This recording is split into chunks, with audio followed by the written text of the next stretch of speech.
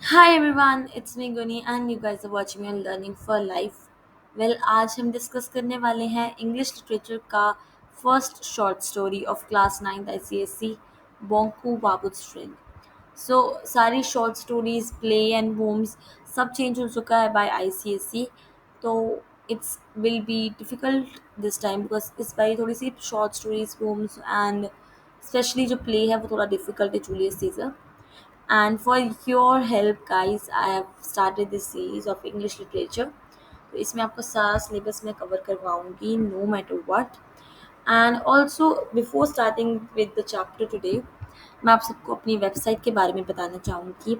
So this is a free website as Learning for Life. The link is in the pinned comment and in the description box as well. So the website is completely free. You have to just go there and you have to sign up. It's completely free. And when you sign up, you are a member of Learning for Life community. Yes. And there you can interact with me personally. You can ask me your queries, your questions, everything there. And I will be reverting you personally. Also, you can ask your queries in the comment section below. And also, by logging in, you can join my various groups, various tasks, and also avail my notes for free.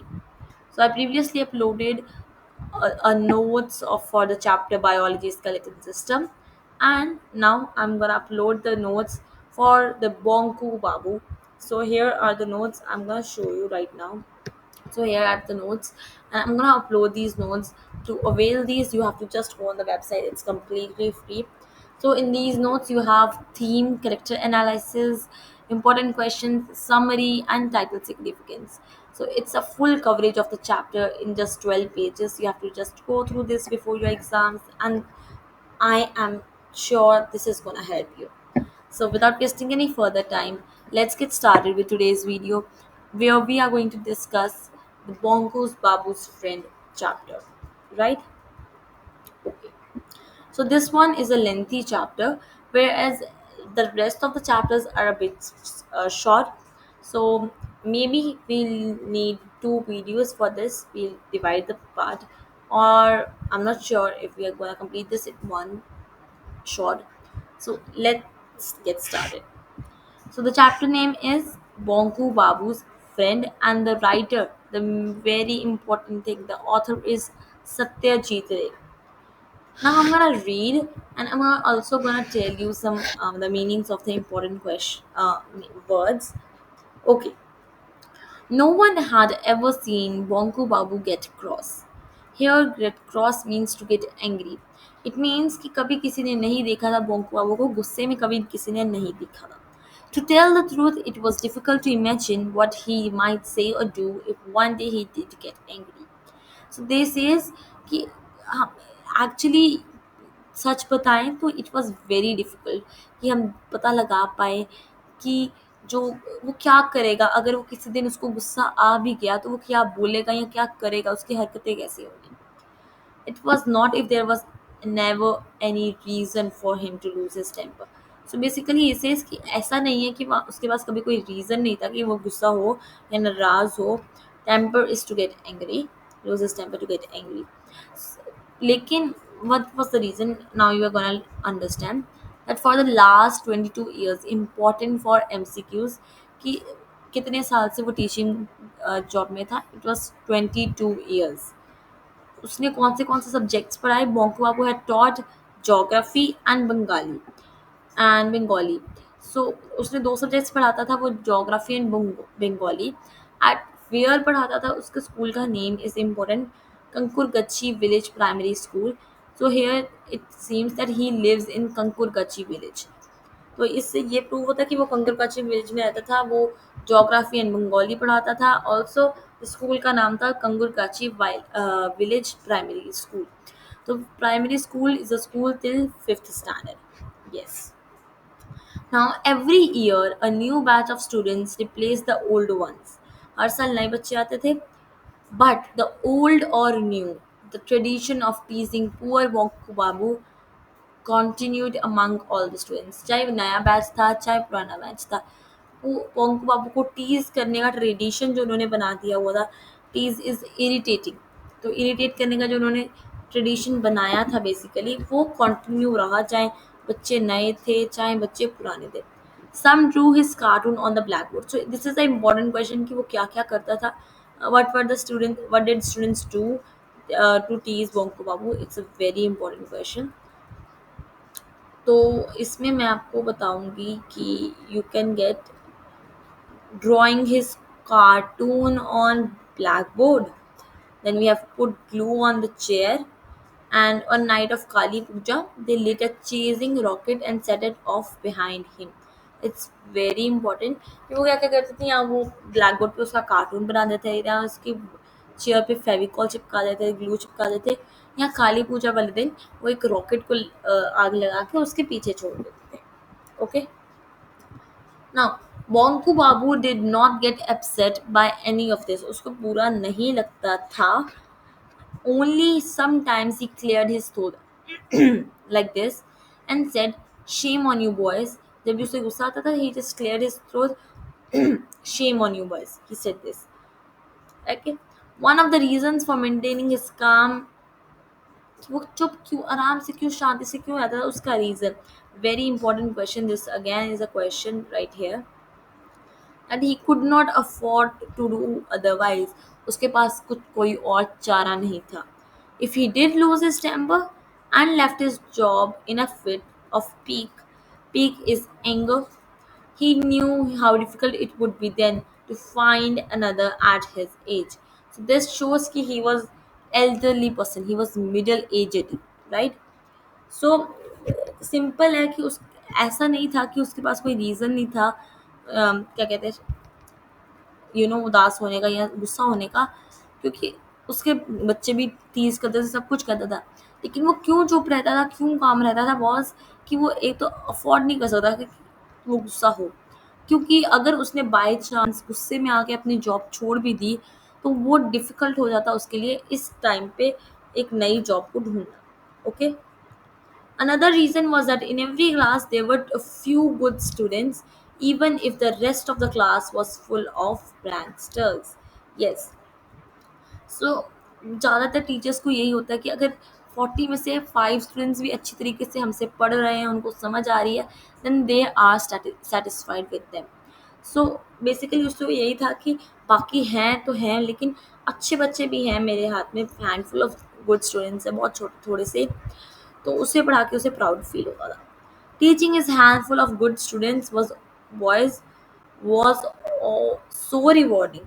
उसको बहुत अच्छा लगता था to Bonku Babu that alone made life of a teacher worth living. Like उसे उतना ही उससे satisfied हो जाता था कि इतने बच्चे, मेरे कुछ हैंडफुल ऑफ बच्चे मेरे से पढ़ के समझ रहे हैं, सब कुछ है उनको आ रहा है, मीन्स मैं अच्छा पढ़ा रहा हूँ. He was satisfied. नाउ अब at times he invited those boys to his house. तो कभी कभी क्या करता था, वो उन अच्छे बच्चों को अपने घर पे बुला लेता था. ऑफर्ड देम स्नैक्स, उनको स्नैक्स ऑफर करता था और उन्हें स्टोरीज बताता था. Tales means stories. स्टोरीज कहाँ की बताता था, फॉरेन लैंड्स की स्टोरीज बताता था और बहुत सारे एक्साइटिंग एडवेंचर्स भी बताता था. वो उनको बताता था लाइफ अफ्रीका में लाइफ कैसी है, डिस्कवरी ऑफ नॉर्थ पोल के बारे में उसने बताया. This is the very important question कि उसने क्या क्या बताया था. सो मार्केट, अफ्रीका की life, discovery of North Pole और फिश इन ब्राज़ील जो ह्यूमंस को खा जाती है उसके बारे में, ह्यूमन फ्लैश को खाती है उसके बारे में बताया था. एटलांटिस के बारे में बताया था और वो कॉन्टिनेंट के बारे में बताया था जो सी के अंदर सबमर्ज हो गया था, right. He was a good storyteller. So this shows the character traits of Bonku Babu important. So he was a good storyteller. He always had his audience enthralled, excited to know more, right? During the weekend, Bonku Babu went to her lawyer Siripati Mujumdar's house. Bonku Babu एक lawyer था. Not Bonku Babu was not an lawyer, लेकिन एक lawyer था सिरीपति मजुमदार. तो weekend पे बोंकू बाबू उनके घर पर जाते थे to spend the evenings with other regulars मतलब बाकी लोगों के साथ. On a number of occasions, he had come back thinking, enough, never again.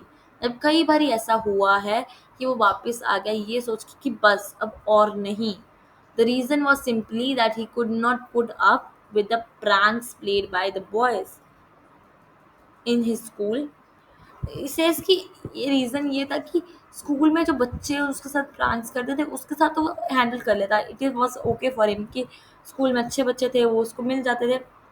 लेकिन for when grown-ups, even middle-aged men started playing with the fool with him, became too much to bear।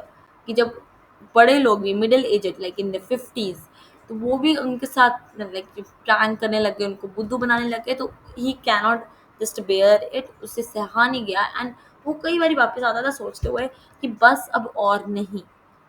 At these अड्डास, अड्डास मतलब जो places उन्होंने decide की होती थी to move and to just gather. Shripati Majumdar hosted in the evenings। Shripati Majumdar करते थे nearly everyone poked fun at Bonku Babu। poked fun means to uh, make fun of, to poked fun at, sometimes breaking his endurance almost to the breaking point। मतलब इतना tolerance उसको इतना down कर देते थे कि अब उससे और ज़्यादा टॉलरेट नहीं हुआ जाता था, right. Then we have here only the other day, less than 2 months ago।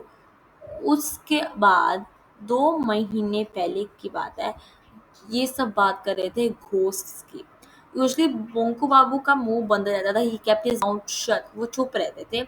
लेकिन पर पता नहीं उस दिन क्यों, किस रीजन की वजह से उन्होंने अपना मुंह खोला एंड उसने कहा कि I am not afraid of ghost, and that was all.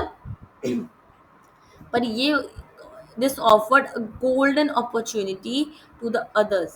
So this question comes that what offered a golden opportunity to others, what wordings of Wamku Babu, you know? So he said he is not afraid of ghosts। Now on his way back home later, जब वो रात को वापस जा रहा था, मोंकू बाबू को एक स्पूक ने अटैक किया। Spook is basically a ghost. अब जैसे ही वो ट्री के अंदर से पास कर रहा था, टैमरिन ट्री था, इमली का पेड़ था, बहुत टॉल लंबी सी थिन सी फिगर आई और उसकी बैक पर आके गिर गई, लैंडेड उसके बैक पर आके चढ़ गई। अब इसमें apparition had submerged black all in. अब इसमें जो बॉडी थी उसने अपने सारे में ब्लैकिंग कर दी, जिसकी वजह से क्या कहते हैं, बोंक बाबू का कुर्ता भी खराब हो गया था। तो बोंक बाबू ने सोचा कि शायद किसी का सजेशन है मीटिंग पे कि उसको हम डराते हैं रात को जाके, right. Bonku Babu fell silent but several questions arose in his mind. वो चुप रहा लेकिन उसके दिमाग में बहुत सारे क्वेश्चंस आए। Was it really actually just a minute, या Bonku Babu was not frightened, उसे डर नहीं लगा, बट उसको काफ़ी सारी चोटें आई हुई थी। फॉर 3 days उसकी नेक में दर्द रहा, important, for 3 days his neck ached and his new kurta was torn and it had turned black stains all over it। so उसका कुर्ता फट चुका था और उसके ऊपर सारे ब्लैक स्टेन्स थे सारी जगह पर। और वो सोच रहा था कि ये कैसा जोक्स है, मतलब ऐसा सीरियस भी नहीं जोक था ये तो। एंड और ऐसे जोक्स उस पे प्ले होते थे by the old man, right. Like उसकी इम्ब्रेला और उसकी शूज कभी कभी छुपा दिए जाते थे बाय देम, या उसका पान को वो डर्ट इंस्टेड ऑफ मसाला क्या कहते हैं मिट्टी से भर देते थे और उससे पकड़ाते थे। और यहाँ सब बॉम को अबू को इंसिस्ट करते थे कि वो गाना गाए, लेकिन वो गा नहीं सकता था। तो this is not present in your books, in your treasure chest books, but या दिस इज इम्पॉर्टेंट, यहाँ पे दिया हुआ है। This comes at the last of the chapter as well, कि जब वो उसको कहता है कि मेरा अम्ब्रेला और मेरे शूज वापस करके जाओ। सो इट इज़ इम्पोर्टेंट अगर आप पहले ही जान लो इसके बारे में, right. Even so Bonku Babu had to come to these meetings, पर फिर भी बोंको बाबू इन मीटिंग्स पे आता था बिकॉज वो नहीं चाहता कि था कि वो श्रीपति बाबू उसके बारे में क्या सोचेंगे, बिकॉज श्रीपति बाबू बहुत ज़्यादा इम्पोर्टेंट मैन थे स्कूल कमेटी में और विलेज में।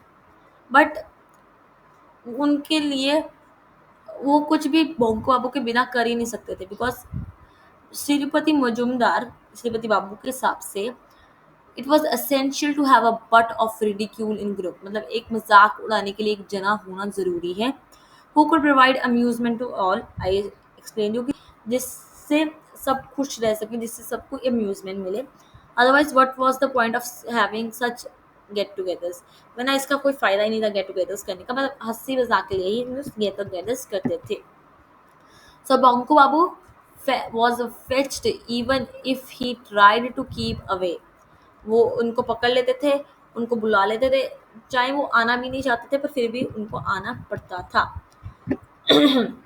On that particular day, the topic of conversion of conversation was space. Space के बारे में बात हो रही थी। यहाँ बात की जाए तो स्पेसशिप, स्पेस ट्रेवल, इनके बारे में वो बात कर रहे थे। आफ्टर सनसेट एक मूविंग पॉइंट लाइट लाइट घूमती हुई लाइट दिखी थी नॉर्दर्न स्काई में। एंड ऐसी ही एक लाइट 3 महीने पहले भी दिखी थी, जो कि बहुत सारी मीडिया एंड एवरीथिंग उसके क्राउड को इसने अट्रैक्ट किया। अब इसमें टर्न आउट हुआ कि वो रशियन सैटेलाइट थी, जिसे खोटका या फोस्का कहते थे। And These satellites were supposed to be going around the Earth at height of 400 miles. तो यहाँ पे 400 miles के अराउंड ये हाइट ऑफ अर्थ के जाती थी, घूमती थी। एंड बहुत ज़्यादा इंपॉर्टेंट इंफॉर्मेशन दी थी साइंटिस्ट को। That particular evening even Bonku Babu was the first to spot the strange light. अब बोंकू बाबू ने सबसे पहले स्ट्रेंज लाइट स्पॉट की। Then he called Nidhu Babu, उसने निधु बाबू को बुलाया and showed it to him. However, when he arrived at the meeting, जब उसने निधु बाबू को बुलाया, उसको दिखाई, लेकिन जब वो मीटिंग पे पहुंचा तो उसे पता लगा कि निधु बाबू ने सारा क्रेडिट ले चुका है। Had coolly claimed full credit for being the first person to see it, पूरा क्रेडिट वो ले चुका है कि उसने सबसे पहले देखी है। और बहुत ज़्यादा मतलब बोस्टिंग मीन्स हाफी मारना, मतलब जिसे हम कहते हैं ना फुकरापंती मारनी, उसको कहते हैं। तो ग्रेट डील अबाउट इट कि ऐसे मतलब बहुत करा था कि हाँ मैंने देखी, ये किया, वो किया। बोंको बाबू ने फिर भी कुछ नहीं कहा। नो, उसके बाद उस ग्रुप में सब में से किसी को भी इतना सैटेलाइट्स के बारे में नहीं पता था। But that didn't stop them from offering their views, लेकिन उन्होंने अपने व्यूज रखने छोड़े नहीं। Chandi Babu, who is the next character number 3 of this chapter, says, "You can say what you like, but I don't think we should waste our time worrying about satellites." मतलब जो मर्जी कहना है तुम्हें वो कहो, लेकिन मेरे को नहीं लगता कि हमें अपना टाइम वेस्ट करना चाहिए इन सैटेलाइट्स के बारे में सोच के। Somebody sees a point of light in the obscure corner of the sky and the press gets all excited about it. अब कहता है कि किसी भी स्काई के किसी भी कॉर्नर में एक पॉइंट ऑफ लाइट दिखता है और पूरी जो मीडिया है सब कुछ है वो इतनी एक्साइटेड क्यों हो जाती है। Then we read a newspaper report से how clever it all is, have a chat about in our village living rooms while casually chewing a pan, and behave as we have achieved something, all hamburg। And he says कि उसके बाद हमारे पास एक newspaper आता है जिसमें report लिखी होती है। और कितनी चालाकी की बात है ना, हम लिविंग रूम में बैठ के एक दूसरे से बातें कर रहे होते हैं, पांच बातें हम बातें कर रहे हैं, उसके बारे में डिस्कस कर रहे हैं और ऐसे बिहेव कर रहे हैं कि हमने पता नहीं क्या ही उखाड़ लिया, बहुत ही बड़ी अचीवमेंट कर ली है, राइट। सारा वेस्ट है, all humbug means all in vain, all waste. So that's for today, and we'll see you guys in the next one. And in the next part we'll be continuing this chapter. So without, bye bye, take care.